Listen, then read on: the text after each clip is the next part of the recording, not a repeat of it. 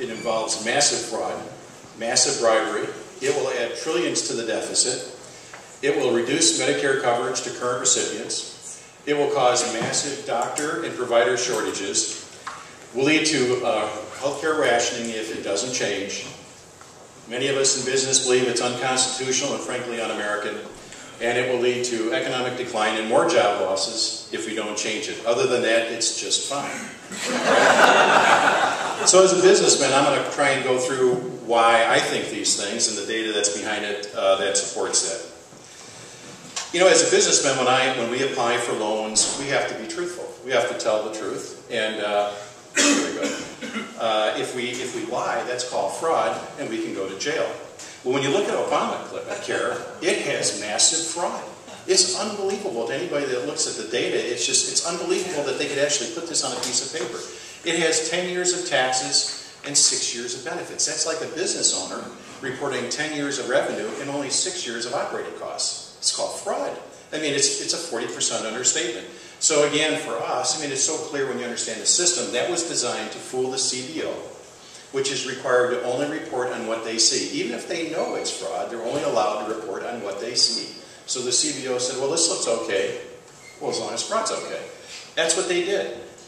The other reason it's fraudulent, it includes two things that we know are simply not true. It has the $250 billion doc fix in there. Now, what the doc fix is I don't know, 4, 5, 6 years ago, the Congress, to look good, said they were going to cut back on payments to doctors. And they put it in the budget. Said, oh yeah, we're going to cut $250 million. Well, here's the problem. The doctors said, well, then I'm not going to treat the patients. You can't cut what I'm going to be paid on this. So every year after they pass the doc fix, except for one, every year Congress has to vote back in the money because they know the doc fix is fraudulent. But that doc fix is baked into this. They didn't address the fact that every year we have to spend $250 billion more than is in the budget. And then they also built in a $500 billion fraudulent Medicare lie. They said they're going to save $500 billion in Medicare. At the same time, they're adding 30 million new patients on it. Well, how does that make any sense? As a business guy, that doesn't add up. So it has massive fraud, and that's a big problem. Also, massive bribery. If this bill was so good, and if the Democrats truly believed in this bill, why did they have to bribe each other with billions and billions of dollars to sign it? You all heard of the New Orleans Purchase, the Cornhusker kickback. You've heard of those on the news, but there's hundreds more where they were paying each other with your money, by the way, your money. They were paying each other to sign this bill. So I don't know about you, but in business, if we bribe people, we go to jail. So I'm a little bit upset that they get to bribe people, and we're not supposed to. So in addition to the fraud is bribery, which again bothers me just a tad. Again, because the CBO can only report on what it's given, this will increase our already massive budget deficit. I don't know if if you watch the normal mainstream media, you won't hear this on the news, but right now our current, as a country, our current unfunded liabilities for the United States of America are $107 trillion. That's a T. I never even knew what $1 trillion was. $1 trillion with Medicare, Medicaid, and Social Security. We've given Social Security, all of us here, billions at least, maybe $1 trillion, and it's all gone. It's all gone.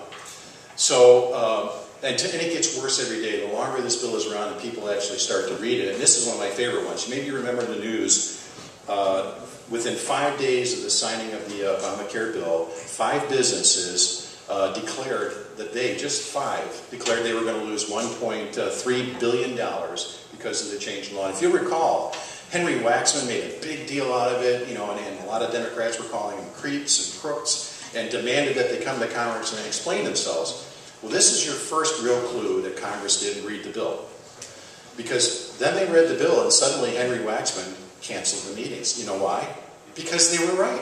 The SEC mandated that they report that this was going to reduce their earnings, and they were required to report within 30 days that this was going to hurt their earnings. So that's just five companies, 4, okay. 4 companies losing $1.3 billion, and it's going to get worse. If you want to know how this is going to affect you, but wait, before I tell you, let me tell you a story.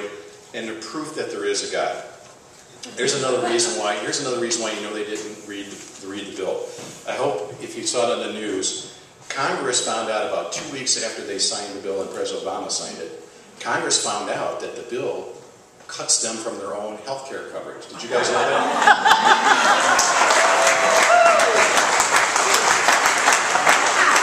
The instant that President Obama signed that bill, all the Congress people lost their health insurance, and technically under the new law, it doesn't start for 4 years. So for me, that just said there is a God, and he has a sense of humor. Just carrying down this path, Verizon started warning its employees to expect that their insurance costs are going to go up because they want to let them know that this is going to start hurting you, each of us. Healthcare costs are going to go up. And that was just the first 5 days. Now, you know, every day you hear more and more stuff. So we're just beginning to understand how bad this 2,700